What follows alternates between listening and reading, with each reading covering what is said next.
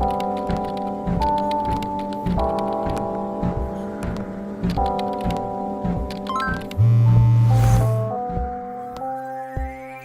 morning, good afternoon, good evening, and welcome to another episode. Working on OpenShift and sometimes we have a This is so we awesome. are an open culture that believes It's actually in a big piece of the transparency. component for your GitOps work. Everybody has something that they can say. On top of the Red Hat portfolio.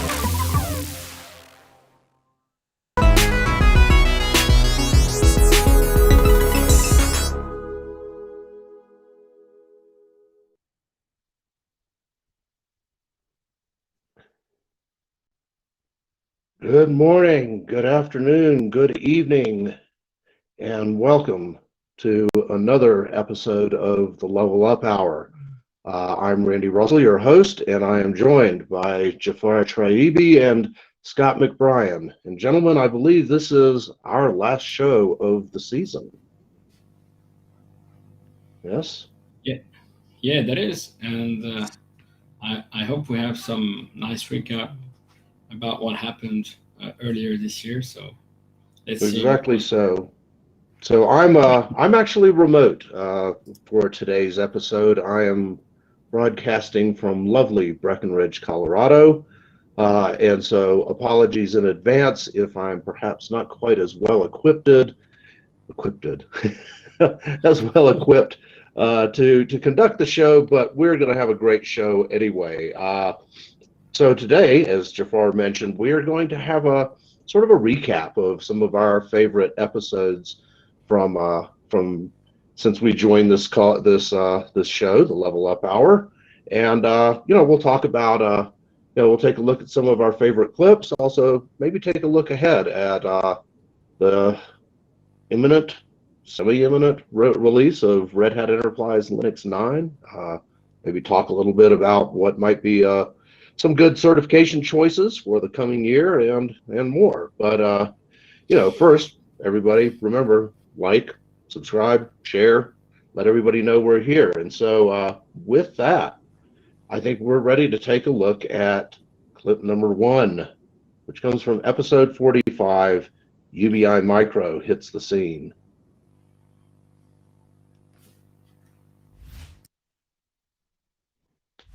When I first discovered Docker containers, basically, back 2013, 14 time range, the first thing you did was you installed this piece of software, then you pulled down a container image and you ran it and you were like, oh, wow, this kind of looks like a VM. I can imagine I could use this for all kinds of interesting things like looking up man pages on other versions of RHEL, which is what I used to do back then because I was a solutions architect. And people were like, hey, how do you run this clustered thing in RHEL 5? And I'm like, I don't know how to do that. I can't remember that at all. And I don't have RHEL 5 installed. So let me run this container image and do a man. And from there, I kind of had the epiphany. I was like, oh, wow, this is pretty cool. It like unlocks me, from these different versions. And so I realized the first thing that mattered was the container images, right? Like I need container images for like the different versions of an operating system to make it useful, essentially. And then eventually you want to build on it and build something useful because basically all software development is about collaboration and building something new and adding some kind of differentiated value. And then you want to share that. So in a nutshell, Red Hat, had historically had this sort of the way we do our end user license agreement. Servers weren't done like that. Servers were, I got the flour, sugar, eggs, and water and baked the cake myself. And then I shared it in my house. Containers is like, all right, I want to deliver pieces of the cake to everyone. And so like, we kind of had this tension between the way we monetized RHEL and the way we wanted to do containers. And so when we launched RHEL 8, we changed, we essentially released a subset of RHEL as free, free to redistribute so that it could be used in container images. And we called that UBI. And so Red Hat Universal Base Image.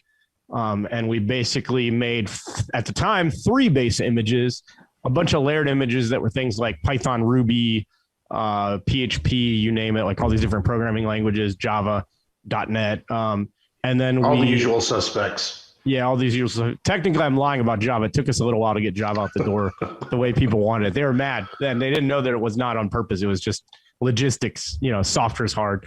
And then the final thing, the third piece is we have a bunch of RPM repo, like a set of RPM repos that look quite stunningly similar to RHEL, but with a subset of RHEL in them that are out on a content delivery network, and they're freely available over the globe, and they're very quick and easy to use. And you can basically bake the cake, basically add packages to the container base images or add packages even to the PHP one if you, and kind of that whole set of three things is Red Hat Universal Base Image.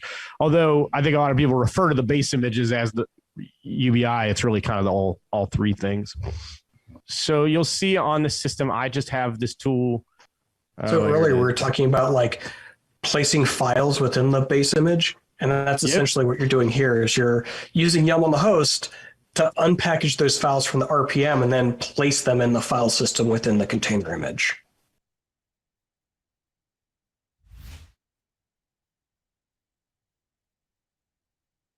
So yeah, I remember that episode.